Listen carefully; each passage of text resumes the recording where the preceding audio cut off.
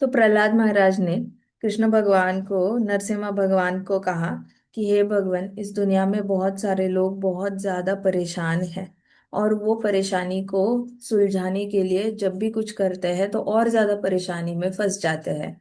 उनसे और ज्यादा गलतियां होती है, और ज्यादा गलतियां होने के बाद वो और ज्यादा दुखी होते रहते हैं। तो इस तरीके से वो एक परेशानी से उठ के दूसरे परेशानी में चले जाते हैं, दूसरे परेशानी से तीसरे परेशानी में चले जाते हैं। मुझे इतना ही पता है भगवान की परेशानी से बाहर निकलने का सिर्फ एक तरीका है, और वो है आपकी प्रेममयी सेवा। आपकी सेवा से ही परेशानी से बाहर निकला जा सकता है। मुझे सबसे ज्यादा चिंता यही है कि मेरी इस भौतिक जगत में सिचुएशन क्या है। इस भौतिक जगत में मेरी सिचुएशन इतनी खराब है कि मुझे खुद पता नहीं कि मैं आपके पास कब आने वाला हूँ। लेकिन मेरा ये प्लान है कि मैं जल्दी से जल्दी रजोगुण सत्वगुण तमोगुण से बाहर निकलूंगा। जल्दी से जल्दी मैं वैष्णव संग करूंगा। भक्तों का संग करने के बाद मैं बहुत सारी आपकी चरण कमलों की सेवा करूंगा। फिर मैं ब्रह्मा जी को गुरु स्वीकार करके उनका शिष्य बन जाऊंगा। एक बार उनका शिष्य बन गया तो मैं इस भौतिक जगत के समंदर को जल्दी से क्रॉस करूंगा और आपके पास आ जाऊंगा। क्योंकि मुझे इतना पता है कि सिर्फ आपकी लीलाएं गाने से आपके पास आया आया जा सकता है। आपके चरण कमलों की पूजा करने से मैं आपके पास पहुंच सकता हूँ, ये मुझे पता है। कोई भी अगर आपकी लीला गाता है तो वो इंस्टेंटली अपने पाप कर्मों से मुक्त हो जाता है भगवान। इसलिए मैं भी आपकी लीला गाना चाहता हूँ। जैसे माता पिता अपने बच्चों का रक्षण नहीं कर सकते, डॉक्टर अपने एक पेशेंट का रक्षण नहीं कर सकता, और एक नाविक है, वो नाव में बैठे हुए लोगों का रक्षण नहीं कर सकता, वैसे ही सिर्फ आप ही हो जो सबका रक्षण करते हो। बाकी लोग बस ब्रह्मा जी से लेके एक चींटी तक सब लोग आप पे डिपेंडेंट है भगवान। सिर्फ आप ही कंट्रोलर हो, बाकी कोई कंट्रोलर नहीं है। इसलिए सबसे अच्छा मार्ग वही है दुखों से बाहर निकलने का, आपको याद करना और आपकी सेवा करना। मैं कृपा करके आप मुझे परमिशन दे कि मैं आपको याद करता रहूं और मैं आपकी सेवा करता रहूं। फिर प्रहलाद महाराज ने कहा कि कई सारे लोग इस भौतिक जगत में जो है वो एक ऐसे जेल में जी रहे हैं, अपने ही विचारों के जेल में जी रहे हैं। और उन विचारों में सिर्फ इच्छाएं ही इच्छाएं है, भौतिक इच्छाएं ही इच्छाएं है। और वो भौतिक इच्छाएं उनको बहुत तकलीफ देती रहती है, क्योंकि कुछ इच्छाएं पूरी होती है, कुछ इच्छाएं पूरी नहीं होती। जो इच्छाएं पूरी नहीं होती वो उनको अंदर ही अंदर खाती रहती है, खाती रहती है। इसलिए वो अपने ही इच्छाओं के जाल में फंस चुके हैं, और वो इतने फंस चुके हैं कि वो सफोकेट होते हैं और उससे बाहर नहीं आ सकते। उससे बाहर आने का मार्ग सिर्फ एक है, वो है आपकी संपूर्ण शरणागति। संपूर्ण शरणागति मतलब आपके चरण कमलों का सहारा लेकर ही भौतिक इच्छाओं से बाहर आया जा सकता है। वो ट्रैप जो हुआ है जेल में, उस जेल से बाहर आया जा सकता है सिर्फ आपके चरण कमलों को पकड़कर। नहीं तो उस इच्छाओं के जंजाल से बाहर आना नेक्स्ट टू इम्पॉसिबल है। हे भगवान, जैसे जैसे आपको कोई जीत नहीं सकता, जैसे काले चक्र को कोई जीत नहीं सकता, वैसे ही आपके ऊपर जीता नहीं जा सकता। मुझे इतना पता चल गया है कि काल चक्र सबको क्रश कर देता है। वैसे ही मुझे पता है कि मैं भी इस काल चक्र के सामने क्रश हो चुका हूँ। इसलिए मैं आपकी शरणागति चाहता हूँ। आप कृपा करके मुझे इस काल चक्र से बचाइए, क्योंकि काल चक्र के ऊपर मैं जीत नहीं सकता।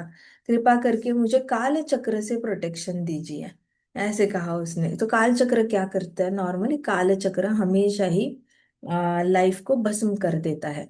मतलब आपका टाइम, लोग जो टाइम वेस्ट करते हैं ना, तो टाइम वेस्ट करते हैं का मतलब क्या? उन पे काल चक्र एक्ट कर रहा है। और जो लोग टाइम वेस्ट नहीं कर रहे हैं, जो भगवत गीता पढ़ने में बिजी है, भागवतम पढ़ने में बिजी है, और हरि नाम लेने में बिजी है, और कृष्णा की ऑन ग्राउंड सेवा करने में बिजी है, तो काले चक्र उनके पास जा भी नहीं सकता, उनका बिगाड़ नहीं सकता कुछ। लेकिन जो लोग टाइम वेस्ट करते हैं उनको काले चक्र क्या कर देता है? चक्की में जैसे पीसते हैं वैसे पीस देता है, डिस्ट्रॉय कर देता है। इसलिए हे भगवान, मुझे आप काल के चक्र से बचाइए, क्योंकि मुझे इतना पता है मैं क्रश हो चुका हूँ। वो किले को 5 साल की उम्र है, और प्रहलाद महाराज को लग रहा है मेरे 5 साल वेस्ट हो चुके हैं इस भौतिक जगत में। हमारे तो देखो, हम कितने भी बड़े होते हैं, 60 साल के हो जाते हैं, 70 साल के, तो भी मनुष्य योनि को लगता है कि टाइम कम ही पड़ गया, और ज्यादा जीना है, और ज्यादा जीना है। और भले ही उन्होंने non Krishna conscious time spend किया हो, तो भी इनके अंदर इच्छा होती है कि हमें और जीना है, और जीना है। बच्चों के लिए जीना है, पोता पोती के लिए जीना है, पोता पोती की शादी होने तक जीना है। मेरी एक कॉलेज में दोस्त थी, तो उसकी शादी 22 की उम्र में उनके घर वालों ने इसलिए की क्योंकि उसकी दादी ने बोला कि मैं अपनी पोती की शादी देखने के बाद ही मरना चाहती हूँ। तो मतलब आप 80 85 की उम्र में भी आप वेट कर रहे हो कि पोती की शादी हो जाए फिर मैं आंखें बंद करूंगी। ये कैसी कंडीशन है? ये कैसी कंडीशन है दुनिया में? आपके अंदर तो ये कंडीशन होनी चाहिए कि मैं बस कृष्णा के चरण कमलों को याद करते करते मरना चाहती हूँ। मैं बस मेरे आराध्य दैवत है उनका दर्शन करते करते मरना चाहती हूँ। मैं अपने गोपाल जी को पास लेकर मरना चाहती हूँ, मैं अपने राधा कृष्ण को पास लेकर नहीं। मुझे अपनी पोती की शादी होते हुए देखनी है। ये मरने से पहले की इच्छा है। सो प्रहलाद महाराज कहते हैं कि हे भगवान, मैं खुद काले चक्र से क्रश हो चुका हूँ। इसको कहते हैं काले चक्र से क्रश होना। मतलब लोग इतना टाइम वेस्ट करते हैं कि बाद में उनको आत्मग्लानि होना भी, उनको आत्मग्लानि भी फील नहीं होती कि वो टाइम वेस्ट कर रहे हैं। उनको ऐसा लगता है कि ये तो नॉर्मल है, ऐसा तो कुछ गलत नहीं है, इसमें क्या टाइम वेस्ट है। सभी लोग बच्चों की शादी कराते हैं, सभी लोग पोता पोती की शादी कराते हैं, उसमें क्या गलत है भला? ये इच्छा रखने में सभी लोग तो रखते हैं, सभी लोग काल चक्र से क्रश हो चुके हैं, तो क्या हम भी होंगे? बाकी लोग जाकर कुएं में कूदेंगे तो क्या हम भी कूदेंगे? मतलब अपना भी तो शास्त्रिक कुछ होना चाहिए। तो हाँ, प्रहलाद महाराज को 5 साल की उम्र में लग रहा है उनके उनका जन्म वेस्ट हो चुका है। मतलब ये बॉडी एक्सेप्ट करके उनका बहुत वेस्ट हो चुका है ऐसे लग रहा है। और यहाँ पे मनुष्य योनि में लोग इतना लंबा जीते हैं फिर भी उनको लगता नहीं कि उनकी लाइफ वेस्ट हुई है, उनको चाहिए कि और जी, और जी। तो प्रहलाद महाराज ने कहा कि मैं ऑलरेडी काले चक्र से क्रश हो चुका हूँ भगवान, कृपा करके मुझे आप बचाइए, इस काले चक्र से बचाइए। भगवान नरसिम्हा देव जैसे ही स्माइल करने लग गए तो देवताओं की आंखें फुली की फुली रह गई, क्योंकि उनको लगा नहीं था नरसिम्हा भगवान हंसेंगे। अब नरसिम्हा भगवान हंसे तो प्रहलाद महाराज ने कहा, हे भगवान, कई सारे लोग ना ऊपर के लोकों में जाना चाहते हैं क्योंकि वहां पे बहुत ऐश्वर्य है, बहुत एंजॉयमेंट है, बहुत पैसा है, ऑपुलेंस है, मतलब बहुत ऐश्वर्य है, फैसिलिटीज है बेसिकली। कुबेर के पास सिर्फ पैसा है, लेकिन पैसा होने में और ऐश्वर्य होने में फर्क है, ये तो हमने पहले भी डिस्कस किया है। तो प्रहलाद ने कहा कि हे भगवान, कई सारे लोग ऊपर के लोकों में जाना चाहते हैं क्योंकि बहुत ज्यादा ऐश्वर्य है, और वहां पे बहुत लंबी उम्र भी है, और ज्यादा एंजॉयमेंट भी है। लेकिन मुझे ऐसा कोई शौक नहीं है क्योंकि मैंने अपने पिताजी को देखा था, उनके पास भी बहुत ऐश्वर्य था, उनकी आयु भी बहुत ज्यादा लंबी थी, और तो और उनकी एंजॉयमेंट को कोई लिमिट ही नहीं था, वो जो एंजॉय करना चाहते थे वो सब एंजॉय कर सकते थे वो। ये तीन चीजें उनके पास थी, फिर भी मैंने उनको हमेशा दुखी देखा, मैंने उनको हमेशा गुस्से में देखा, और हमेशा आपकी ईर्ष्या करते हुए देखा। सब कुछ था उनके पास, शक्ति थी और ऐश्वर्य था। शक्ति थी, ऐश्वर्य था, लंबी आयु थी जो बहुत सारे लोग मांगते हैं, और एंजॉयमेंट भी मांगते हैं। तो बहुत सारे लोगों का सपना वो जी रहे थे, फिर भी हमेशा गुस्से में रहते थे। और तो और वो आपकी ईर्ष्या हमेशा करते रहते थे, कहीं ना कहीं उनको पता था कि आप उनसे भी ऊपर हो, इसलिए वो आपकी ईर्ष्या करते थे। लेकिन उन्होंने एक भी दिन ऐसा नहीं बिताया जहाँ पे एक भी दिन ऐसा नहीं था जहाँ पे उनको आप पे गुस्सा नहीं था, या फिर मेरे पिताजी जो है आपसे ईर्ष्या नहीं कर रहे इसलिए मैं ऊपर के लोकों में जाना नहीं चाहता। जैसे ही ये देवताओं ने सुना तो सब लोग जय जय जय करने लग गए, और फिर उनको इतनी खुशी हुई कि देवताओं के होठ ऐसे ऐसे क्विवर करने लग गए। मतलब उनको रोना आ गया प्रहलाद महाराज की इनसाइट देखकर। ये 5 साल का बच्चा है, उसको कितनी क्लैरिटी है कि उसको क्या चाहिए जिंदगी में और क्या नहीं चाहिए, आफ्टर डेथ भी क्या चाहिए, इसकी भी क्लैरिटी है उसके पास। कई सारे लोगों को इसी जन्म में क्लैरिटी नहीं होती कि करना क्या है जिंदगी में, इसको तो मरने के बाद की भी क्लैरिटी है कि उसको स्वर्गलोक जाना है भी या नहीं जाना। ये भी उसके पास ज्ञान आया हुआ है ऑलरेडी, तो वो लोग बहुत ही खुश थे। प्रहलाद महाराज ने कहा, हे मेरे भगवान, I have complete experience of worldly opulence. कहते कि हे मेरे भगवान, मुझे पूरी तरह पूरा एक्सपीरियंस है ये भौतिक जगत के ऐश्वर्य का। मैंने भी अपने पिताजी के घर में रहकर ये पूरा ऐश्वर्य को देखा हुआ है। और तो और, भौतिक जगत में जितने भी प्लेजर्स होते हैं, मतलब जितनी भी खुशियां होती है ना, वो भी मैं भौतिक जगत की सारी खुशियां देख चुका हूँ। मतलब एक ऐसा इंसान जिसके पास 40 गाड़ियां है, 40 बंगले हैं, मे बी एक आइलैंड उसके नाम पर है, तो एक वो इंसान अगर बोले ना कि मैं ऐश्वर्य देख चुका हूँ और मुझे पता है कितने टाइप की एंजॉयमेंट होती है, क्या क्या होता है, ये सब मुझे पता है, तो हम उसकी बात मान सकते हैं क्योंकि वो देख देख चुका है। जिसने कभी देखा ही नहीं है, वो बोलेगा ना अगर कि अरे उसमें क्या रखा है, ऐसा कुछ नहीं है, तो लोग उस पर भरोसा नहीं करेंगे, क्योंकि वो कहेंगे इसके लिए तो अंगूर खट्टे हैं, इसको तो मिलता नहीं ना 40 गाड़ियां, तो ये तो बोलेगा ही 40 गाड़ियों में क्या रखा है। इसको तो मिलते नहीं 40 बंगले, तो ये तो बोलेगा ही 40 बंगलों में क्या रखा है। लेकिन जो ऑलरेडी ये उपभोग के आया हुआ है, उसके शब्दों पे तो हम 100% भरोसा कर सकते हैं, क्योंकि वो लाइफ, वो वाली लाइफ जी कर आया है और फिर बोल रहा है कि यार उसमें कुछ है नहीं। जैसे इट इज लाइक, जैसे कार्टव्हील होता है, उसमें हम बैठते हैं, बैठने से पहले हमें बहुत ज्यादा इंटरेस्ट, वाह मजा आने वाला है, मजा आने वाला है। बैठने के बाद अगर हिला हिला आपको सपोज मजा नहीं आया, आप नीचे आके आपने बोला, ऐसे देखते वक्त लगता है बहुत मजा है, एक्चुअली बैठो तो इतना कोई मजे वाली बात है नहीं। बाकी सारे होते हैं राइड्स, वैसे ही उसमें से एक है, हमने इससे भी अच्छी राइड में बैठे हैं हम लोग, इसमें इतना कोई बड़ी बात है नहीं। अगर ऐसा किसी ने बोला तो भरोसा करेंगे लोग, क्योंकि उनको पता है ये और भी ज्यादा राइड्स में बैठ कर आया है। वैसे ही प्रहलाद महाराज, दुनिया के तीनों लोगों का राजा हिरण्यकश्यपु, जिसके सारे सारे लोग, 14 लोग, उसकी सारी प्रॉपर्टी उसके नाम पे थी। मतलब एक भी जमीन किसी एक इंडिविजुअल के राजा के नाम पे नहीं थी, देवता के नाम पे नहीं थी, सारी जमीनें हिरण्यकश्यपु के नाम पर थी। अब इतने हाई लेवल का, इतना इतना रिच राजा का बेटा, वो ऐश्वर्य भी देख चुका है, और इस ऐश्वर्य में एंजॉय कैसे करते हैं, किस तरीके से एंजॉय किया जा सकता है, वो भी देख चुका है। ऐसा नहीं कि उसने सिर्फ पापा के प्लेनेट पे रहकर पापा का ही प्लेनेट देखा है, उसने स्वर्गलोक भी घूम कर आया है पापा के साथ, वो भी देखा हुआ है ऊपर के लोगों की हैप्पीनेस, वहां पे कैसे लोग एंजॉय करते हैं, नीचे के लोग भी घूम के आया है पापा के साथ। तो उसको बहुत अच्छा एक्सपोजर है हर चीज का, और फिर वो बोल रहा है कि मैं, मुझे सारा अनुभव है, मुझे सारे मटेरियल प्लेजर्स क्या होते हैं उसके बारे में भी पता है, और ऐश्वर्य क्या होता है भौतिक जगत का वो भी मैं जी चुका हूँ, ऑलरेडी एक्सपीरियंस कर चुका हूँ। But as powerful time you destroy them all, लेकिन जैसे ये पूरा जो टाइम है, वो कैसे डिस्ट्रॉय कर लेता है, काल चक्र क्या करता है, पिसता है ना, चक्की पीसता है, तो वैसे वो अच्छी चीजों को भी खराब करता रहता है, खराब चीजें भी खराब होती रहती है, तो फाइनली अच्छा बच जाता है। खराब चीजें खराब होना मतलब कैसे, कलयुग खराब हो जाना, कलयुग का विनाश होना मतलब खराब हो जाना। अब और कुछ बचा नहीं है खराब होने के लिए विनाश के बाद, तो अच्छा ही होगा। और अच्छा सतयुग में हो रहा है, तो होते होते होते होते सतयुग खराब होते जाना, फिर त्रेता युग अच्छा कुछ हो रहा है, फिर होते होते होते त्रेता युग खराब हो जाना, खत्म ही हो जाना।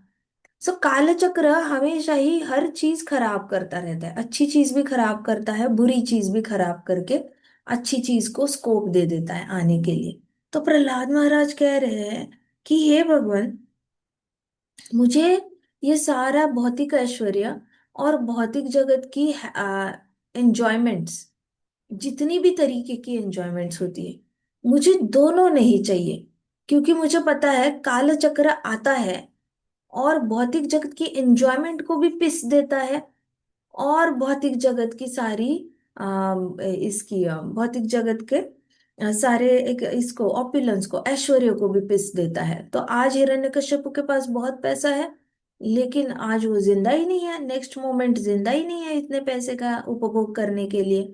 तो हो गई उसकी भी प्रॉपर्टी टेम्पररी हो गई, उसकी प्रॉपर्टी कृष्णा ने ले नहीं ली हाथ से, उसकी तो जान ही ले ली कृष्णा ने हाथ से, हृदय ही उखाड़ के लेके गए भगवान। अब उसके नाम पे प्रॉपर्टी है 14 लोगों की, लेकिन फायदा क्या? वो तो है नहीं एंजॉय करने के लिए। तो काल चक्र ऐसे आता है और हाथ से अच्छी चीजें भी लेकर चला जाता है, बुरी चीजें भी लेकर चला जाता है। तो हमारे महाराज कहते थे कि खुश होना चाहिए कि बुरा वक्त भी टल जाता है। मतलब ऐसा नहीं है कि बुरा वक्त भी रह जाता है, काल चक्र आता है, बुरे वक्त को भी घिस घिस के निकाल देता है, खत्म कर देता है। और फिर अच्छा वक्त आता है, तब भी काले चक्र सर पे बैठा हुआ है, और वो अच्छे वक्त को भी घिस घिस कर खराब कर रहा है। तो इन ऑल वो भस्म करने के लिए ही आता है। इसलिए कहा जाता है कि ऑलरेडी काल चक्र अगर आपका हर चीज को खत्म कर रहा है, तो आप तो टाइम को खत्म मत करो, आप तो टाइम को वेस्ट मत करो। फिर उसमें और आप में अंतर क्या हुआ? ऑलरेडी टाइम आप पे एक्ट करके आपका नुकसान कर रहा है, अब आप टाइम वेस्ट करके अपना नुकसान कर रहे हो। तो ये तो ऐसे हो गया कि आप बैल मुझे मार, क्योंकि मैं भी अपने आप को चाबुक मारना चाहता हूँ। मतलब कितना बड़ा साबोटाजमेंट है, मतलब खुद का ही कितना बुरा करने वाला ये एक्टिविटी है। जब हम देखते हैं बच्चे टाइम वेस्ट करते हैं बहुत ज्यादा, बाहर ऐसे ही बिना वजह ही घूमते रहते हैं, बिना वजह 4 4 घंटे गॉसिप करेंगे, बिना वजह ही टीचर्स के बारे में गुस्सा करेंगे, आपस में दूसरे दोस्तों के बारे में बुराई करेंगे, कभी कभी एक दूसरे के माँ बाप के लेकर मजाक उड़ाएंगे। तो थोड़े टिप्स एंड बिट्स इधर ठीक है, बट जब घंटों घंटों तक टाइम वेस्ट होता है, तो ये तो खुद को ही चाबुक मारने वाला बात है। कुछ बच्चे होते हैं बस ऐसे ही सोते ही रहते हैं, सोते ही रहते हैं, उनको पढ़ाई नहीं करनी होती। कुछ बच्चे होते हैं वीडियो गेम्स ही खेलते रहते हैं, खेलते रहते हैं, उनको भी पढ़ाई नहीं करनी, भक्ति नहीं करनी। कुछ बच्चे होते हैं बस ऐसे ही बाहर जाकर बैठ जाएंगे और इधर उधर देखते रह जाएंगे, उनको भी पढ़ाई नहीं करनी और भक्ति नहीं। तो ये वाले होते हैं जो टाइम वेस्ट करते करते बस अपने आप को चाबुक मार रहे हैं, चाबुक मार रहे हैं कि अपना कितना ज्यादा नुकसान, हर मिनट अपना नुकसान हो रहा है, क्योंकि कृष्ण भक्ति भी नहीं हो रही है और ना किसी और की सेवा हो रही है।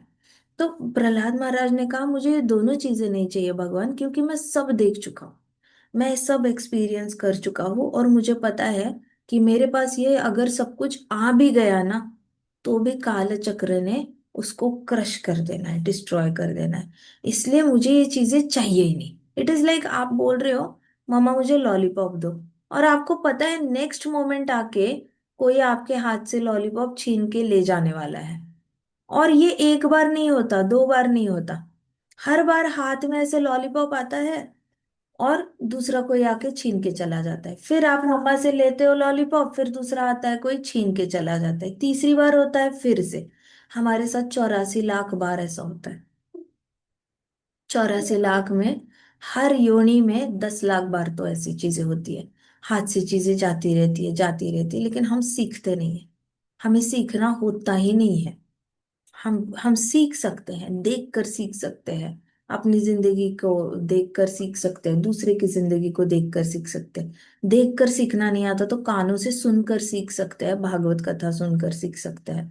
तो कानों से सुनकर सीख सकते हैं, आंखों से अपनी जिंदगी को देखो, मम्मा की जिंदगी को देखो, पापा की जिंदगी को देखो। उनकी भी जीवन में पापा ने हर महीने सैलरी कमाते हैं, है ना, हर महीने कमाते हैं, लेकिन हर महीने उनके हाथ से सैलरी चली जाती है।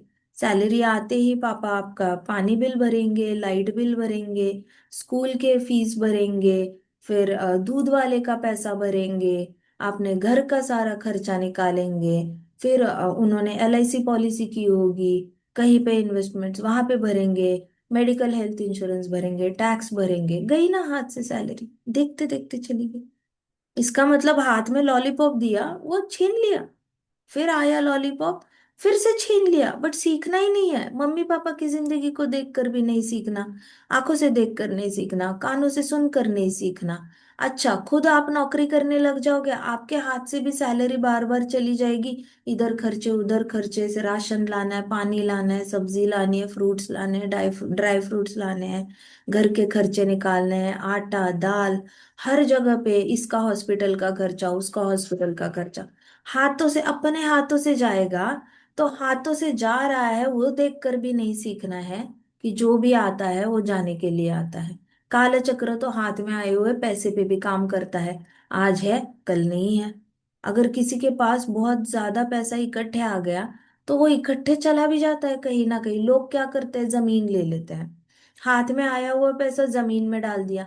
अब अगले 10 साल तक ना उस जमीन से कुछ उनको रेंट आना है, ना उस जमीन से कुछ। बस एक साइकोलॉजिकली उनको माइंड में एक ये है, एक सिक्योरिटी है कि हाँ हमारे पास जमीन है ना। अब उस जमीन का भाव इतना हो गया है, 3 लाख की जमीन ली थी 10 लाख की हो गई, इसका मतलब वो मैथमेटिकल कैलकुलेशन इधर ही है। हाथ में कहाँ है, कैश नहीं है, बट इधर ही क्या है, तो सिक्योरिटी कहाँ मिल रही है, इधर ही मिल रही है। तो ये वाले इल्यूजन में भी लोग खुश रह लेते हैं, माइंड में भी लोग खुश रह लेते हैं कि उस जमीन 3 लाख की 10 लाख हो गई, आज मेरे पास 10 लाख है। कहाँ है, बैंक में नहीं है, तिजोरी में नहीं है, हाथ में नहीं है, किसी पॉलिसी में नहीं है, कहाँ है, बस वहां पे जमीन है, वो मंथली कुछ दे भी नहीं रही है।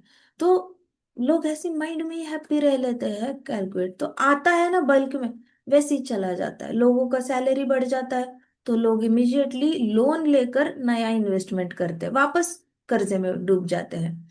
सो ऐसा मैडनेस है इस भौतिक जगत में कि सब, क्योंकि ये काले चक्र का जादू है।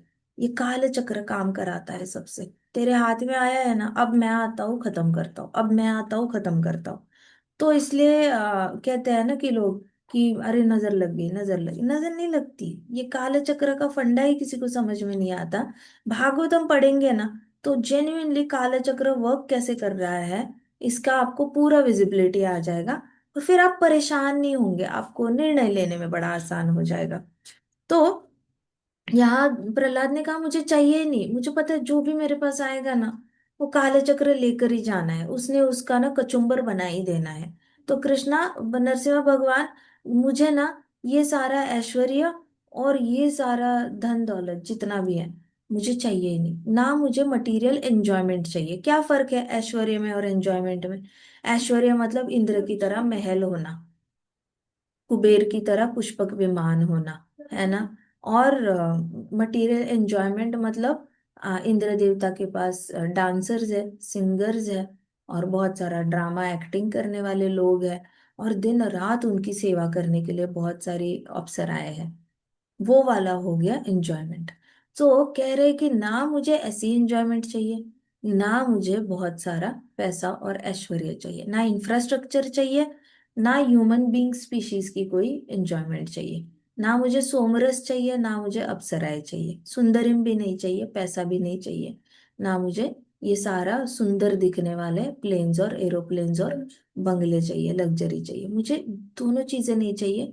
ये जानी ही जानी है, इंद्र देवता के हाथ से भी जाती है। इतने रिच है इंद्र देवता, उनके हाथ से भी जाती है, कुबेर के हाथ से भी जाती है। ये लोग भी परेशान है। शनि कितना भी डरावना क्यों ना हो, शनि भी झुक जाता है ऐसे इनके सामने। वो डराने वाला ग्रह डर जाता है। राहु केतु डराने वाले, बुरा करने वाले, डर के चुप हो जाते हैं। तो इनके ऊपर भी तो काले चक्र वर्क कर रहा है। ये लोग भी तो दे आर नॉट फॉरगिवन। तो फिर मुझे कौन फॉरगिव करेगा? तो प्रहलाद महाराज ने कहा कि मुझे ये सब कुछ कुछ मत दो है भगवान, क्योंकि मुझे ये चाहिए ही नहीं। काला चक्र बहुत ज्यादा सब कुछ लेकर जाता है। मेरी बस एक ही इच्छा है कि आप मुझे अपने शुद्ध भक्तों के कांटेक्ट में लाओ। प्रहलाद महाराज ने क्या कहा, मेरी बस एक ही इच्छा है, मुझे क्या नहीं चाहिए ये मैंने आपको बता दिया, लेकिन अगर मुझे क्या चाहिए आप पूछोगे तो मुझे एक ही चाहिए, चीज चाहिए। मुझे सिर्फ शुद्ध भक्तों के कांटेक्ट में लाओ। Put me in association of शुद्ध भक्तास, मतलब मुझे संगत में डालो, शुद्ध भक्तों के संगत में डालो, और मुझे उनकी सेवा करने का मौका दो। तो इससे मैं कहती हूँ, जब भी आपके घर वाले आपको बोलेंगे चलो महालक्ष्मी टेम्पल चलते हैं, चलो श्री राम जी टेम्पल चलते हैं, चलो शिव जी टेम्पल चलते हैं, किसी भी टेम्पल में बोलेंगे ना चलो, कभी मना नहीं करना, जाना, और हर जगह यही पूछना, मुझे शुद्ध भक्त संग दो, मुझे शुद्ध भक्त संग दो, मुझे शुद्ध भक्त संग दो, मुझे शुद्ध भक्त संग दो। कृष्णा को भी बोलते रहना, जब तक गुरु नहीं मिलते ना तब तक भी बोलते रहना, मुझे शुद्ध भक्त संग दे दो, शुद्ध भक्त संग दे दो, मुझे गुरु दे दो कृष्णा, मुझे गुरु दे दो, मुझे शुद्ध भक्त संग दे दो। जेन्युइनली कृष्णा को बहुत अर्जेंसी में मांगते रहना, मिल जाते हैं। कृष्णा को अगर सही चीज मांगो ना तो जल्दी मिल जाती है। कृष्णा को अगर गलत चीज मांगी जाए, भौतिक जगत की चीज, तो लेट मिलती है। लेकिन जो सही चीज होती है भक्ति मार्ग पे ले जाने वाली, वो जल्दी जल्दी मिलती है, बहुत जल्दी जल्दी मिलती है। तो प्रहलाद महाराज ने कहा कि अगर मुझे कुछ चाहिए ना तो आप मुझे सिर्फ शुद्ध भक्तों के संग में डालो, क्योंकि प्रहलाद महाराज के पास बेचारे जेन्युइनली उनके पास कोई नहीं है, सारे असुर कुल। मतलब आस पास वो देखेंगे ना तो करोड़ों करोड़ों की तादाद में सिर्फ असुर, करोड़ों करोड़ों में। दूर दूर से भी कहीं से भी स्पीकर पे हरे कृष्णा सुनाई नहीं देता हूँ। दूर दूर तक ना कहीं हरे कृष्णा लिखा है, ना कहीं आवाज गूंज रही है। अगर गूंजेगी तो इनकी खुद की ही आवाज गूंजेगी, बट दूर दूर तक उनको कुछ, इट इज लाइक हम गए दुबई, दुबई में डेजर्ट से। अब आप खड़े रहो दुबई के डेजर्ट में, आप भले ही बहुत बड़ी गाड़ी में खड़े हो, और इतनी बड़ी सफारी गाड़ी में आप दुबई के डेजर्ट देखने के लिए खड़े हो। अब आप कान लगाओ, चारों ओर कान लगाओ, और हरे कृष्णा महामंत्र सुनने की कोशिश करो। देगा सुनाई? देगा का सुनाई? यूएई के कंट्री में देगा सुनाई? मुसलमान कंट्री में ओपनली नहीं देगा सुनाई। बट आप इधर वृंदावन जाओ, जहां खड़े रहोगे ना, इधर से राधे राधे, इधर से हरे कृष्णा, इधर से राधे राधे, इधर से हरे कृष्णा। कान बंद करोगे ना, आपके कान बजेंगे, आपके कान बजेंगे रात को सोने के बाद। आपको नींद में भी कहीं ना कहीं राधे राधे हरे कृष्णा सुनाई देगा, क्योंकि एवरी पॉइंट चारों दिशाओं से सेम सुनाई दे रहा होता है। चाहो भी तो कृष्णा को आप भूल नहीं सकते धाम में। तो ये इम्पैक्ट है धाम का और दुबई का। धाम और दुबई देखो राइम करके। दुबई में दूर दूर तक डेजर्ट्स में कोई हरे नाम नहीं। तो प्रहलाद महाराज की हालत सच में बहुत खराब थी, स्पेशली एक ऐसे डिवोटी की जिसको कृष्णा से इतना प्यार है, और उसके आसपास सारे नास्तिक भरे पड़े हैं, कोई भरोसा ही नहीं करता कृष्णा पे। बेचारा वो बोलेगा क्या, खाएगा क्या, रहेगा क्या, सोएगा कैसे, जिंदगी कैसे बिताएगा, जब कोई कृष्णा पे भरोसा ही नहीं करता। तो प्रहलाद महाराज की हालत में बहुत ज्यादा खराब थी, इतना लोनलीनेस आ जाता है, ऐसा ऐसा लगता है जैसे किसी ने गला दबा दिया हो। जब आसपास लाखों लाखों में जनता होती है, लेकिन कोई भरोसा ही नहीं करता, और आप गलती से भी बोल भी नहीं पाते। आप पाकिस्तान के भक्तों को पूछना, चाइना के भक्तों को पूछना, रशिया के भक्तों को पूछना, उनको कितनी अंदर तकलीफ होती रहती है, क्योंकि वो ओपनली भक्ति नहीं कर पाते। आजकल तो रशिया में भी कर सकते हैं, लेकिन उस जमाने में बहुत मुश्किल था। सो प्रहलाद महाराज ने कहा, मुझे शुद्ध भक्त संग दो कृष्णा, और मुझे उनकी सिंसियर सर्वेंट बनने का मौका दो, मतलब मुझे नौकर बनना है। देखो, एक राजकुमार बोल रहा है कि मुझे नौकर बनना है। ये कौन कहता है? ऐसा कोई नहीं कहता। आज तक सिर्फ रुक्मिणी महारानी ने बोला था कि मुझे भगवान आपकी सेवा करनी है। द्वारकाधीश की पत्नी, सबसे पहली पत्नी, मतलब पहली महारानी, पूरी द्वारका उनके चरण कमलों पे गिर जाए, और वो कह रही है कि हे भगवान, मुझे सिर्फ आपकी आपकी दासी बनना है। वैसे पूरे ब्रह्मांड का राजपुत्र आज कह रहा है, हे भगवान, मुझे शुद्ध भक्तों का दास बनना है, मुझे नौकर बनना है। कितनी ह्यूमिलिटी चाहिए बताओ, कितनी ज्यादा ह्यूमिलिटी चाहिए, बहुत ज्यादा ह्यूमिलिटी चाहिए। आज अगर हमने किसी कार ओनर को बोला ना, जा अपनी कार साफ कर ले, तो वो बोलेगा ड्राइवर साफ कर लेगा, मैं क्यों करूँ। वो तो अपनी कार साफ ना करे, खुद की कार भी साफ ना करे, उसको बोला चल कार ड्राइव कर, वो बोलेगा ड्राइवर ड्राइव करेगा, मैं क्यों करूँ, मैं तो पीछे बैठूंगा। तो ये वाली इतनी ह्यूमिलिटी नहीं होती लोगों में। लेकिन राजपुत्र के पास ह्यूमिलिटी है कि वो नौकर बनना चाहता है शुद्ध भक्तों का। तो उसने कृष्णा को, नरसिंह भगवान को एक ही इच्छा मांगी, मुझे शुद्ध भक्त संग दो, और मुझे शुद्ध भक्तों की सेवा दे दो, उनका दास बनने का मौका दे दो, क्योंकि राजपुत्र को कौन दास बनाएगा, कोई नहीं बनाता।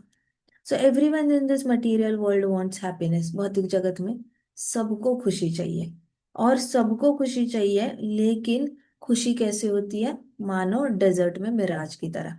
जैसे डेजर्ट को क्या कहते हैं हिंदी में? रेगिस्तान। रेगिस्तान होता है, रेगिस्तान में हम दूर दूर तक नजर जाती है तो ऐसे लगता है जैसे पानी का एक पॉन्ड है। पास जाके देखते हैं तो वो सिर्फ रेगिस्तान की मिट्टी चमक रही थी, पानी का पॉन्ड तो था ही नहीं। तो भौतिक जगत में ना खुशी ऐसी होती है, जैसे आप बच्चे हो, है ना, आपको लगा होगा कि मैं इस साल अगर 95% लाऊंगा तो मैं बहुत खुश हो जाऊंगा। बट अगली क्लासरूम में चले गए, और आपको लगा कि अरे पिछले बार 95 आए हैं, अब तो खुशी हो ही नहीं रही है उसकी, क्योंकि अभी तो एक महीने में एग्जाम है। अब उसमें 95 नहीं आए तो कैसे खुशी मिलेगी? पिछले एग्जाम की 95 की खुशी लेकर तो नहीं बैठ सकते ना। जो फर्स्ट स्टैंडर्ड में टॉपर था और फिफ्थ स्टैंडर्ड में जो फेल हो रहा है, सेम बच्चा अगर फिफ्थ स्टैंडर्ड में फेल हो रहा है लेकिन फर्स्ट स्टैंडर्ड में वो टॉपर था, अब बताओ फिफ्थ स्टैंडर्ड का सब्जेक्ट में फेल होने का दुख ज्यादा या फर्स्ट स्टैंडर्ड में फर्स्ट आने का सुख ज्यादा? दुख। दुख ज्यादा। उसमें फेल होने का दुख। लेटेस्ट लेटेस्ट इवेंट है ना वो। हाँ। तो लेटेस्ट में ज्यादा दुख होगा। अब सक्सेस हो गया पुराना, फेलियर हो गया ताजा ताजा, तो उससे ज्यादा तकलीफ होगी। तो वैसे ही भौतिक जगत में जो खुशी है ना, वो एक मिराज है। मिल दूर लगती है, दूर। अगली एग्जाम में 95 आएंगे तो खुशी मिलेगी, अगली एग्जाम में 95 आएंगे तो खुशी मिलेगी, और अगली एग्जाम में 95 आएंगे तो खुशी मिलेगी, और नहीं आए तो दुख दुख ही दुख मिलेगा। सो ये वाला मिराज कहते हैं उसको। तो प्रहलाद महाराज ने कहा कि भौतिक जगत में खुशी हमेशा ही एक मिराज जैसे रहेगी, मतलब वो आगे ही बढ़ती रहती है, आगे ही बढ़ती रहती है, लेकिन हाथ में आती नहीं है कभी। So where is water. और ये आपके केस में नहीं है, बच्चों के केस में बताओ बड़े लोगों के बारे में क्या होता है। तो पहले जमाने में बड़े लोगों का पैकेज जो होता है, इंजीनियर्स होते थे, उनका सैलरी साल में उनको 3 लाख का करीब करीब पैकेज, 2.5-3 लाख का पैकेज मिलता था। मिलने से पहले कॉलेज में तो 10 रुपए भी नहीं है, तो 2.5-3 लाख का पैकेज बहुत लगता था इन लोगों को। तो 2.5-3 लाख साल के हो गए, तो महीने का करीब करीब जितना भी आया, 12-15 हजार की सैलरी तक आ गया उनका। चलो ठीक है, उसमें वो खुश हो जाते थे। लेकिन 1-2-6 महीने, 3-4 महीने तक ही उनकी खुशी टिकती थी। ठीक है, 4 महीने के बाद ये लोग सोचने लग जाते थे, "हाँ, अरे तेरी कंपनी कितना देती, तेरी कंपनी 5 लाख देती है, हमारी कंपनी तो 3 लाख ही देती है। तेरी कंपनी में जब इंटरव्यू शुरू हो जाएंगे बता देना।" एक साल एक कंपनी में खत्म होने से पहले बच्चा सोच रहा है दूसरी कंपनी में जाने का। वहां जाके 5 लाख में बैठेगा, फिर वो बोलेगा अच्छा अमेरिका जाके कितने मिलेंगे, अच्छा इतने मिलेंगे, तो चल अमेरिका का, अपनी कंपनी में मुझे अमेरिका जाना है उसके बता देना वहां पे कितने मिलते हैं, वहां जाएंगे। तो उसको लगेगा अमेरिका जाके मैं खुश हो जाऊंगा। कॉलेज में था तो लगा 2.5 लाख के पैकेज पे खुश होगा, 2.5 लाख मिला तो उसको लगा 5 लाख के पैकेज पे खुश होगा। 5 लाख मिला, अभी बोल रहा है अमेरिका जाके एक्स्ट्रा मिलेगा तो उससे खुश होगा। अमेरिका जाके एक्स्ट्रा मिलता है तो वहां पे देखता है कि अमेरिकन लोगों को ज्यादा मिल रहे हैं और इंडियन लोगों को कम मिल रहा है। वो देख के बुरा लगता है, इसलिए वो वहां के वहां ही शिफ्ट होकर सोचता है कि मैं यहाँ पढ़ाई कर लेता हूँ और फिर अमेरिकन वीजा लेकर या यहीं पे ठहर कर इन्हीं के लेवल की सैलरी लूंगा। अब वो कुछ करके वहां पे कमाने लगता है। अच्छा वहां पे भी खुशी नहीं मिलती, क्योंकि जैसे ही वो वहां कमाने लगता है उसको दिखता है कि बाकी लोग उससे भी ज्यादा कमा रहे हैं। अब वो उसमें दौड़ में लग गया। तो ये वही फंडा है कि फर्स्ट स्टैंडर्ड में फर्स्ट रैंक आया था, फिफ्थ स्टैंडर्ड में फिफ्थ रैंक आया। अब जब तक फर्स्ट रैंक नहीं आता खुशी नहीं मिलेगी। या फिर सोचना कि जिस दिन मेरा फर्स्ट रैंक आएगा मुझे वापस वही खुशी मिलेगी, और उस फर्स्ट रैंक के पीछे भागते रहना, भागते रहना, भागते रहना। तो भौतिक जगत मिराज है, हैप्पीनेस इज अ मिराज। वो हमेशा आगे जाता रहता है लेकिन खुशी मिलती नहीं है। रिटायरमेंट तक भी लोगों को खुशी नहीं मिलती। कितने सारे लोग रिटायरमेंट पे खुश होना चाहिए ना, कि आपका प्रोविडेंट फंड इकट्ठे आता है, ग्रेचुटी इकट्ठा आती है, फिर आपके सेविंग्स सारे इकट्ठे आ जाते हैं, महीने के महीने आपकी पेंशन शुरू हो जाती है, ऑफिस नहीं जाना है, कोई टेंशन नहीं, बॉस की डांट नहीं खानी है, कुछ नहीं, खुश होना चाहिए पेंशन। लेकिन रिटायरमेंट के बाद दूसरा जॉब ढूंढते हैं कि चलो हम दूसरा कुछ कर लेते हैं, तो खुश नहीं हो रहे लेकिन। तो क्यों? क्योंकि अब उससे भी ज्यादा अच्छा काम करना है, कहीं और जाके और अच्छा काम करना है। So happiness is just a mirage. इसके बाद आएगी, इसके बाद आएगी, इसके बाद ज्यादा आएगी हैप्पीनेस शायद।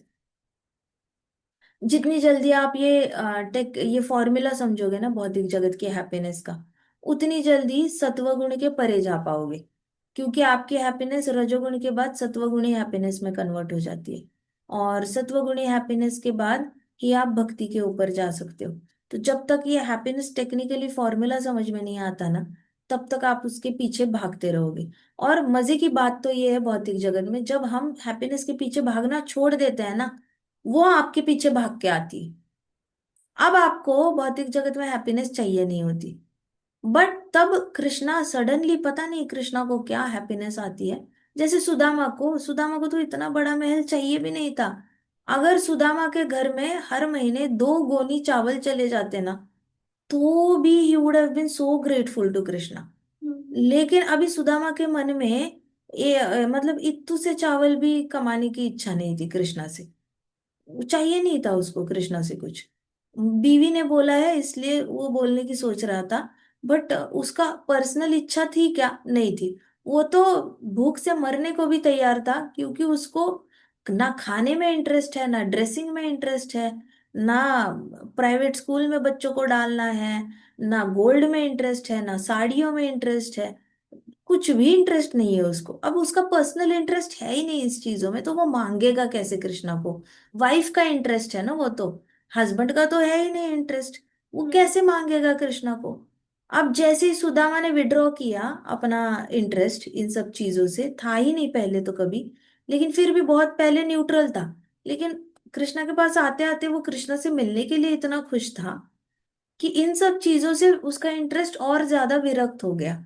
जैसे हुआ तो कृष्णा को तो बड़ा मजा आता है। मतलब कृष्णा को तो उनको देने में मजा आता है जिनका इंटरेस्ट ही नहीं होता इन चीजों में। कृष्णा उन्हीं को देते हैं जो नहीं मांगता ना। फिर कृष्णा पीछे पड़ जाते हैं, लो ना थोड़ा और लो, मैं देना चाहता हूँ ना।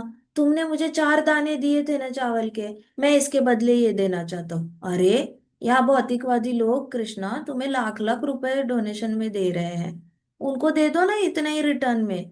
जिसको कुछ नहीं चाहिए उसके पीछे क्यों पड़े हो? लेकिन ऐसे ही इंसान के पीछे दौड़ता हुआ ऐश्वर्य आता है, जिसको सच में कुछ नहीं चाहिए होता है। जैसे ध्रुव महाराज, अल्टीमेटली ध्रुव महाराज ने भी मान लिया तपस्या के बाद कि मुझे कुछ नहीं चाहिए कृष्णा, मैंने गलती कर दी आपसे महल मांग के। एंड कृष्णा अभी बड़े स्मार्ट, कृष्णा अभी कह रहे नहीं, अब तू 36,000 साल तक रूल कर ही। अब मैं तेरे लिए ध्रुवलोक बना ही देता हूँ। अब मैं उसको तुम्हारे फादर के किंगडम के साइज से भी 36 गुना योजना बड़ा कर देता हूँ, और तुझे ज्यादा फैसिलिटीज देता हूँ। इंद्र देवता के महल से भी अच्छा महल तेरे पास होगा, ब्रह्मा जी के घर से भी अच्छा घर तेरे पास होगा, और उससे भी ज्यादा फैसिलिटीज तेरे पास होगी। अब तो मैं तुम्हें दे के ही रहूंगा। बट नहीं चाहिए कृष्णा, गलती हो गई। डायमंड मांगने की जगह कांच के पीसेस मांग लिए, सॉरी कृष्णा, अब बुद्धि ठिकाने आ गई है, मत दो। नहीं, अभी तो ले ही लो, अब तो तुम्हें तो मैं सबक सिखा के रहूंगा। कृष्णा इज अपनी ही चाल चलते हैं कृष्णा। वो होता है ना कि हाथी किसी की बात नहीं सुनता, वैसे कृष्णा है, वो किसी की बात नहीं सुनते, वो अपनी ही करेंगे। तो जैसी विरक्ति आ जाती है कृष्णा देंगे। तो प्रहलाद महाराज कह रहे हैं कि भौतिक जगत में ना खुशी बहुत मिराज है। तो मुझे चाहिए ही नहीं खुशी। मुझे भौतिक जगत की ना ऐश्वर्य चाहिए, ना उसकी एंजॉयमेंट चाहिए, ना मुझे हैप्पीनेस के पीछे दौड़ना है। जो भी आएगा उसको काले चक्र डिलीट कर देगा। तो मुझे चाहिए ही नहीं, कह रहे हैं इस भौतिक जगत में। जैसे खुशी मिराज की तरह है, वैसे ही what is the value of this body? कहते कि ये शरीर की भी क्या वैल्यू है कृष्णा, नरसिम्हा भगवान। It is just a source of various diseases. देखा जाए तो नरसिम्हा भगवान, मेरा जो शरीर है इसमें तो ये एक कारण बन जाता है बहुत सारी बीमारियों का। इस शरीर में भी देखा जाए तो कुछ ऐसे अट्रैक्टिव चीज है नहीं। इस पूरा शरीर में डिसीज हो सकता है। अगर सपोज किसी के बॉडी में इन्फेक्शन हो गई, कितना टाइम लगता है फैलने में? कोविड का एक कोरोना अंदर घुस गया, कोविड घुस गया, कितना टाइम लगा? इन्फेक्शन 14 दिन में गेम खत्म। तो ये पूरा बॉडी ही इन्फेक्शन प्रोन जोन है। इन्फेक्शन प्रोन जोन है। मतलब आप सोचो किसी की बॉडी में कैंसर हो जाता है, सर सर सर करके फैल जाता है। फैल क्यों रहा है भाई? तू जहां पे बना है तू वहीं पे रह। तुझे तंग करना है ना शरीर को, कैंसर को, तो तू जिस जगह पे बना है तू वहीं पे रह। तू मल्टीप्लाई मत हो, तू स्प्रेड मत हो। लेकिन उसने तो होना है। ट्यूबरकुलोसिस का वायरस उसने भी स्प्रेड होना है। हमारा कोरोना का वायरस वो भी स्प्रेड हो जाता है। और मजे की बात तो, मतलब सबसे बुरी बात तो ये है कि बॉडी का हर पार्ट अलग अलग स्ट्रांग नहीं होता। एक पार्ट ने गिव अप किया ना तो दूसरा इमीडिएटली गिव अप करता है। आप डायबिटीज वाले लोगों को पता है आपको, इंडिया में कैंसर से और कैंसर से लोग इतने नहीं मर रहे हैं जितने डायबिटीज से मरने लगे हैं। India is the world capital, पूरी दुनिया का कैपिटल बन गया है इंडिया डायबिटीज से मरने के लिए। और डायबिटीज इतनी खराब बीमारी है, अगर 40 में डायग्नोज हुई है तो इसका मतलब वो बीमारी आपको 10 की उम्र में वो बीमारी काट चुकी थी आपको। आप जब 10 साल के थे तब आपने जो चॉकलेट्स खाए, कैंडीज खाए, पेस्ट्रीज खाई, केक्स खाए, ढेर सारा चीनी वाला चीजें खाई, आपको 10 की उम्र में ही डायबिटीज ने काट लिया था। वो बस 40 में जाके डायग्नोज हुआ। तो जो 10 की उम्र, अगर आपके बॉडी में, अगर आपका नसों में तेल जाके जमा हो जाता है और वो 40 और 45 के बीच में डायग्नोज हो जाता है ट्राइग्लिसराइड्स के रूप में, वो जमा कब हुआ है? 40 में नहीं हुआ, 30 में भी नहीं हुआ, 20 में भी नहीं हुआ। आप जब से खाना खा रहे हो ना 5 की उम्र से, तब से आपकी नसों में धीरे धीरे धीरे तेल जमा हो रहा है।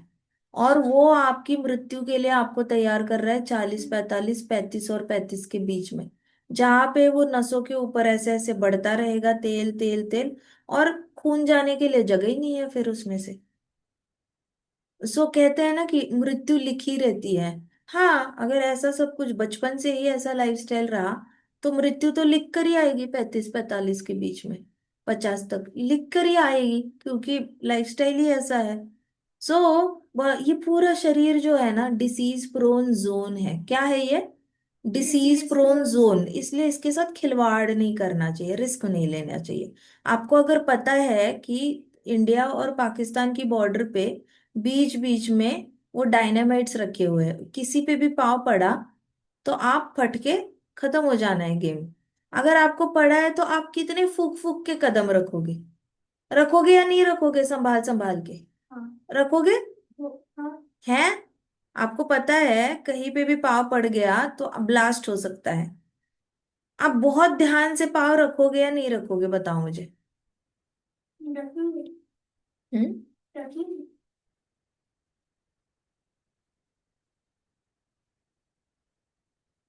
है यहाँ पे सो गए सब?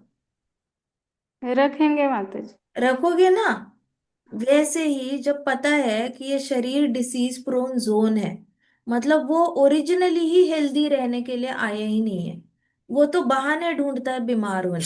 अंदर के बॉडी पार्ट्स है, डायबिटीज से हर एक पुर्जा अंदर से खाया जाता है। जैसे मानो दीमक लगाओ लकड़ी को, दीमक कैसे लकड़ी को अंदर से खाता रहता है खाता रहता है, वैसे डायबिटीज की बीमारी अंदर ही अंदर हमारे पुर्जों को खाती रहती है। तो ये शरीर बना ही नहीं था कभी हेल्दी रहने के लिए, वो डिसीज प्रोन जोन है ही। वो कैसे? वैसे हमें विष्णु तत्व की हेल्प से, हरि नाम की हेल्प से उसको मेंटेन करके रखना पड़ता है, नहीं तो वो मेंटेनेंस हो ही नहीं सकता। अगर बचपन से ही मेंटेन नहीं किया विष्णु तत्व यूज करके तो ऑटोमेटिकली शिव तत्व अप्लाई होता है। शिव तत्व क्या अप्लाई होता है? डिस्ट्रक्शन। 5 साल की उम्र से ही ढेर सारे चॉकलेट्स खाना, 10 साल की उम्र से ढेर सारा केक खाना, पेस्ट्रीज खाना, और पिज्जा खाना, पास्ता खाना, मैगी खाना, बर्गर्स खाना, ये सारा 10 साल की उम्र से अगर आप 20-25 साल तक भी कंटिन्यू करते हो ना, तो आप लिख कर लाए हो, क्योंकि वो सारे प्रोसेस्ड फूड में भी सारा चीनी से ही प्रोसेस किया होता है, नहीं तो बच्चे खाएंगे नहीं ना। उनको एडिक्शन देनी है, शुगर की एडिक्शन देनी है तो शुगर ऐड करनी पड़ेगी, क्योंकि शुगर इज एडिक्टिव। जितना बच्चे शुगर वाला खाएंगे उतना ज्यादा उनका बिजनेस चलेगा। तो एडिक्टिव है एलिमेंट शुगर। तो वो शुगर डाल डाल के अच्छे अच्छे बिस्किट्स बनाए जाते हैं, बेकरी प्रोडक्ट बनाए जाते हैं शुगर डाल डाल के। तो फिर डायबिटीज जैसे ही आ जाता है, वो आपका पैनक्रियास से लेकर लंग्स से लेकर किडनी को, लीवर को अंदर से सड़ा देता है। लिटरली सड़ाना मतलब कैसे? ब्लू और ग्रीन कलर के बॉडी पार्ट्स होने लग जाते हैं अंदर से, सड़ सड़ के पूरे सड़ना शुरू हो जाता है। तो प्रहलाद, भक्त प्रहलाद जो कह रहे हैं और आज जो कलयुग में हम देख रहे हैं, इसमें कोई अंतर नहीं है। ये शरीर पूरी तरह डिसीज प्रोन जोन है। इस शरीर में क्या रखा है? भक्त प्रहलाद कह रहे हैं, प्रहलाद महाराज कह रहे हैं, हे भगवान, मुझे तो ये शरीर भी नहीं चाहिए। ये शरीर की क्या वैल्यू है? देखा जाए तो ये शरीर पूरे डिसीजेस के लिए पूरा आमंत्रण है, निमंत्रण देता है कि ये भी बीमारी चाहिए, वो भी बीमारी चाहिए, ऐसे भी होना चाहिए, वैसे भी होना चाहिए। Got it. तो प्रहलाद महाराज कह रहे हैं ना मुझे मटेरियल एंजॉयमेंट में कोई इंटरेस्ट है, ना मटेरियल ऑपुलेंस में इंटरेस्ट है, ना मुझे इस बॉडी में इंटरेस्ट है।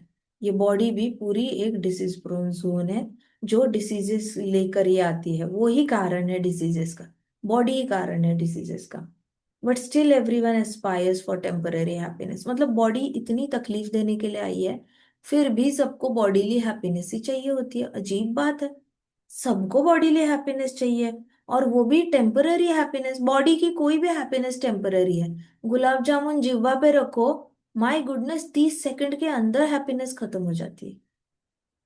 खत्म ही हो जाती है। आप रसमलाई रखो, खत्म हो जाती है हैप्पीनेस। आप खीर जितनी देर तक खाते रहोगे ना, उतनी देर तक खुशी। कटोरी खत्म, खुशी खत्म। पानी पिया, टेस्ट भी खत्म। पानी पीने के बाद तो खीर की टेस्ट भी मुंह से चली जाती है। अब कहाँ गई खीर? पेट में गई। पेट में टेस्ट आ रही है क्या? नहीं आ रही। इंटेस्टाइन में आ रही है क्या? नहीं आ रही। चीनी कहाँ जा रही है? चीनी तो सारे बॉडी में एब्जॉर्ब हो रही है। एडिक्टिव है। तो सब लोग, फिर भी सबको ये हैप्पीनेस चाहिए, 20-30 सेकंड की हैप्पीनेस चाहिए सबको, शरीर की। सो ये भौतिक जगत ना संपूर्णतः मूर्खता से भरा हुआ है। प्रहलाद कहता प्रहलाद महाराज कहते कि ये पूरा भौतिक जगत ना मूर्खता से भरा हुआ है। सब लोग टेम्पररी खुशियों के पीछे भाग रहे हैं। ये शरीर इतना ज्यादा बीमारियों का घर है, और बीमारियों के घर के एंजॉयमेंट में ही लग चुके हैं। आपको पता है कि कोई एक घर खंडर है जिसमें भूत रहते हैं। क्या आप वो भूत रहने वाले घर को पेंट करने जाओगे क्या कभी? जाओगे? कोई हॉन्टेड घर है, उसको पेंट करने जाओगे? नहीं जाओगे ना कभी। आपको पता है, डर लगता है उस घर का। तो ये अच्छा घर नहीं है, यहाँ पे तो बहुत भूत पिशाच रहते हैं। इस घर को पेंट करने कौन जाएगा? रेनोवेट करने कौन जाएगा? उनकी गार्डन साफ करने कौन जाएगा? लेकिन यहाँ उल्टा है। ये पूरा बीमारियों का घर है। इसी को डेकोरेट करने में लगे हैं लोग। इसी की इच्छा पूरी करने में लगे हैं लोग। तो भक्त प्रहलाद कहते हैं ये पूरा ब्रह्मांड, पूरा भौतिक जगत ही मूर्खता से भरा हुआ है। मुझे इस भौतिक जगत में कोई इंटरेस्ट ही नहीं है, ना मुझे इस शरीर में इंटरेस्ट है। सारी मतलब मूर्खता चल रही है हर जगह। ठीक है, आगे की कथा हम कल करते हैं। ग्रंथराज श्रीमद् भागवतम की जय। शिल प्रभुपाद की जय। श्री श्री राधा श्याम सुंदर की जय। श्री श्री कृष्ण बलराम की जय। वृंदावन धाम की जय। समस्त भक्त वृंद की जय। हरे कृष्णा कृष्णा कृष्णा हरे हरे, हरे राम राम राम हरे हरे। हरे कृष्णा महासंकीर्तन यज्ञ की जय।